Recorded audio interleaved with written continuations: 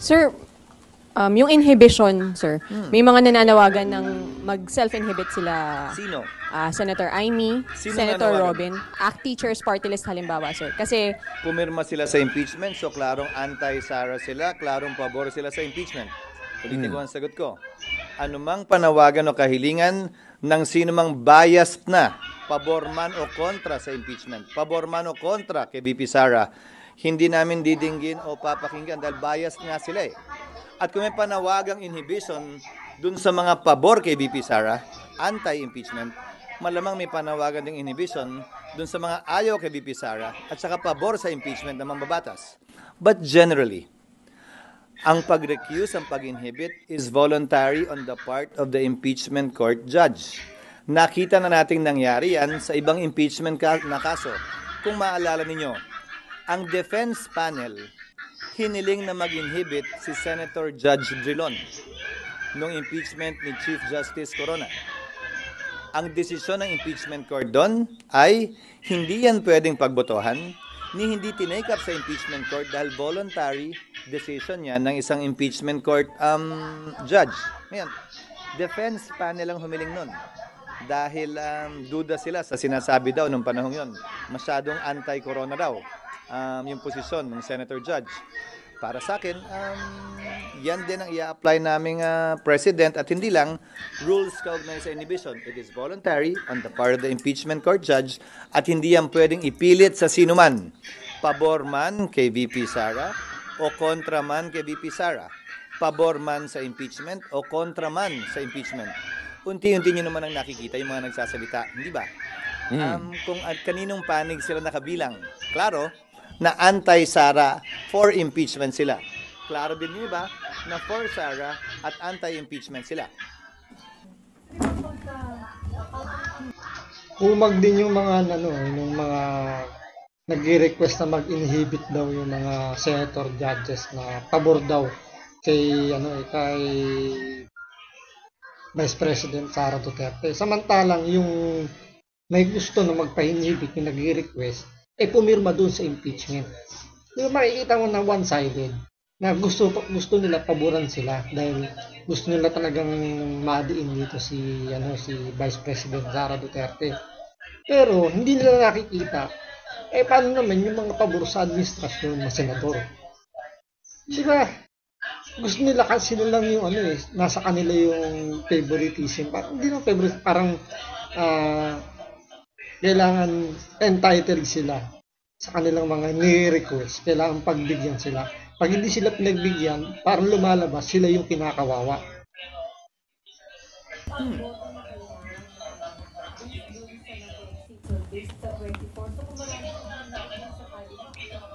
Hindi mangyayari yun sa pananaw ko. Hypothetical na naman yan.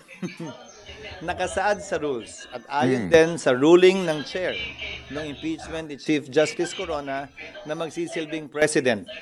Pwede lamang matanggal sa bilang ang sinumang senator judge kapag tinanggal sila bilang senador sa ilalim ng ethics at disciplinary procedure ng Senado. Hindi kasi ang issue dito yung pinapa-inhibit yung yung mga judges halimbawa tulad ni Senator Robin at saka nila Bato tsaka ni Amy, pinapa-inhibit sila dahil nga daw bias kay VP Sara Duterte o definitely anti-impeachment. That is so unfair. Kasi, paano naman yung iba? Diba? Ang sinasabi nila dahil nga in-endorse ni VP Sara Duterte, especially yung Duterte, yung may mga papasok pa, tulad ni Marcoleta, sandali. Paano naman yung in-endorse ni ngayon? Putak ng putak si Soto. Diba?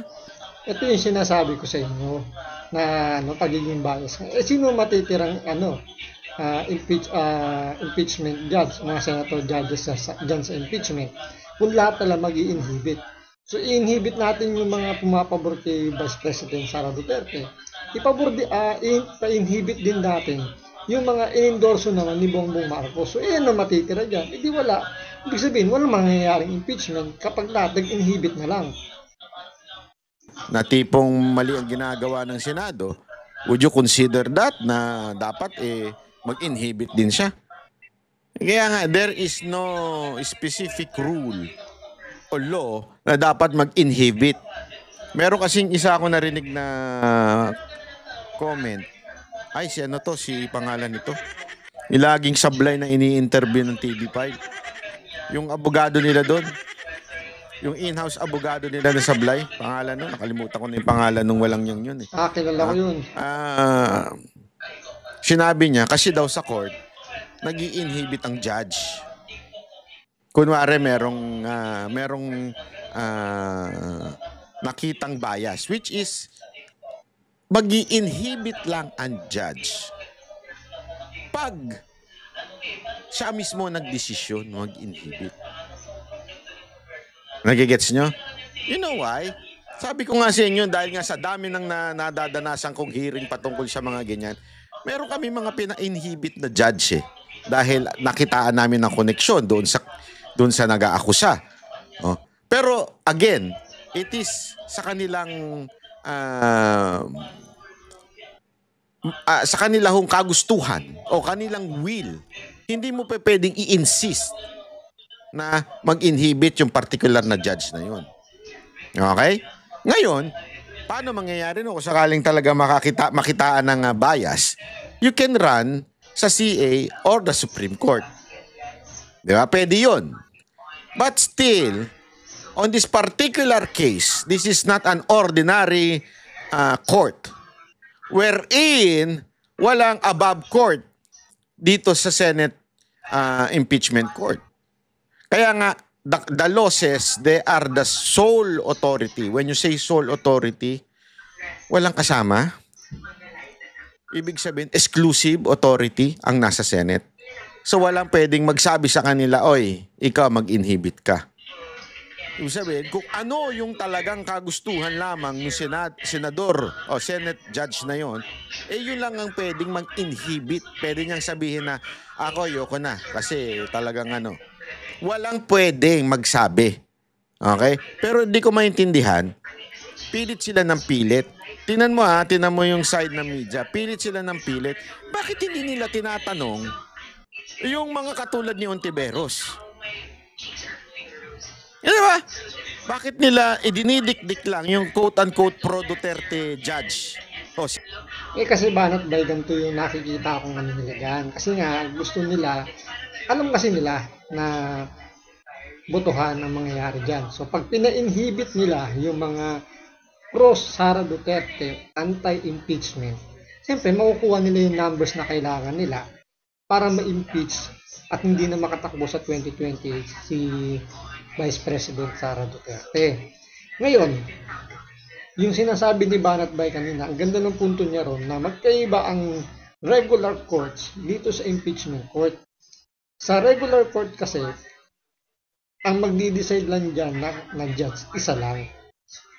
So, pwede kang mag-request na mag-inhibit yung judge kung nakita mo siya na may bias. Kasi siya lang yung hahatol mag-isa. Unlike dito sa impeachment court, equal yung mga senator judges na sila ay boboto kung ano yung magiging findings dyan sa impeachment. So, hindi lang isa ang magdi-decide pag bobotohan. Kaya nga yung sinasabi ni Banat Bay dito na, bakit pagdating sa mga pag-inhibit ng mga senator judges, yung mga pro-Duterte lang yung tinitingnan? Bakit hindi rin tanungin yung mga anti-VP Sara o pro-impeachment na bakit dapat din sila mag-inhibit kasi magkakaroon din sila ng bias. Kasi umpisa pa lang, meron na kagad silang hatol tungkol doon sa inaakusa kay VP Sara, di ba? Senate judge. Di ba? Bakit din nila tinatanong yung kabila? Kasi nga po, ewan ko kung ba yan. Pag-inhibit bilang impeachment judge.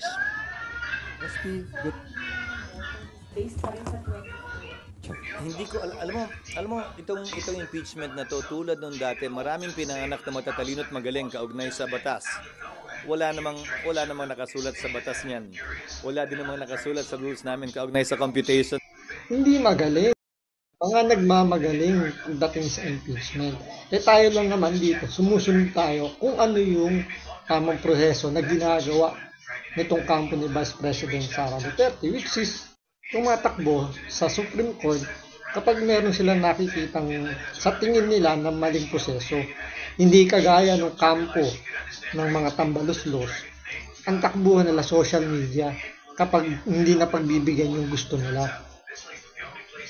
So na sinasuggest ng ilan sa mga ekspertong nagpapakilala ngayon, kaugnay ng impeachment. Katulad ni Coco Pimentel. Kasi sabi ni Coco Pimentel, pabor pa nga daw yun pag nag-inhibit. Kasi nga, mababawasan na. 'Di ba? Mababawasan na yung requirement kasi nga ang binibilang ay yung papabor sa impeachment. So definitely, kung halimbawa lang kasi inisip ko din yan Kunwari 24 sila, halimbawa lang. Tapos nag-inhib ang 2/3 ang 1/3 ng 24, I think it's correct me if I'm wrong I'm not sure about dito sa math na to. Maybe 8. Okay? So, kung sakaling maging halimbawa lang nagpa-inhibit yung 9. So naging 15 na lang. So yung 2/3 daw noon, yung 1/3 pala, sorry. Yung 1/3 noon that would convict impeachment kay VP Sara Duterte o yung maghatol ng impeachment, mas mahihirapan daw. Kasi nga, bumaba na yung numero. So, alam mo yon, something like that. Ang akin kasi dito, ito lang. Tama yung sinabi ni Chis Escudero. Yung iba nagmamagaling lang. Wala nga sa rules niyan. So, yan. So, ang ibig mo sabihin ba, Banat Bay, itong si Pimentel at si Hontiveros, nagmamagaling lang din. Parehas sablay yung mga sinasabi. Kasi tama naman yung isang punto ni Banat Bay. Kaya gusto nilang mag-inhibit yung mga pro-Duterte. Kasi nga, kung titingnan nyo sa numbers, sa total number ng mga senador, 24. Ang kailangan lang ng against impeachment, 8 or 9 lang ang kailangan nila. Siguro yung pinaka-safe na yung 9.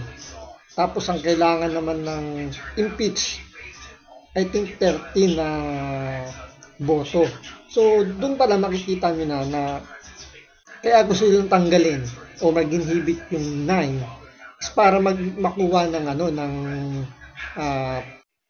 pro-impeachment yung conviction dito kay Sara Duterte. Dahil nga sa numbers na nakikita natin ngayon na pumapabor kay Vice President Sara Duterte, either way na matuloy or kumbaga magtuloy-tuloy man tong impeachment na to, ang ending pa rin nito, hindi pa rin may impeach si Vice President Sara Duterte kasi nga hawak niya yung number. Yan, pagdedebatihan na naman. Nagigets nyo kasi yung pagdating sa issue of rules sa impeachment sa Article 11, limited, hindi dinitalye. So all authority would be decided by the senators. So kung all authority madi-decide ng senators, every time magkakaroon ng utos ang Senate o motion ang mga judges, bobotohan na naman. Yan yung sinasabi ni Chis Escudero. Yung mga nagsasalita ngayon dyan, mga nagmamagaling lang. Kasi hindi pa pwede dahil wala naman po sa rules. Huwag niyong i-assume yung gusto ninyong opinion dahil wala naman po yun sa rules. Hindi pa pwedeng magpatupad ka ng isang batas dahil lang opinion mo yan. Batas na yan Dapat ganito. Hindi pa pwede. Wala nga sa rules So gagawa ka pa ngayon ng rules. Di ba? Good afternoon. Walang nakalagay sa rules. Wala ring basihan na sabihing mas mababa sa bilang na yon. Ulitin ko yung mga nagsasabing at nagpapakilalang eksperto daw sila. Ano bang basihan? Nagmamarunong nga. May batas ba silang sinasite? Provision man sa konstitusyon o sa rules namin? O may pinangahawakan ba silang desisyon ng Korte Suprema? Sa dami ng magaling at nagmamagaling kaugnay sa batas ngayon, isa lamang naman talagang masusunod. Ang Korte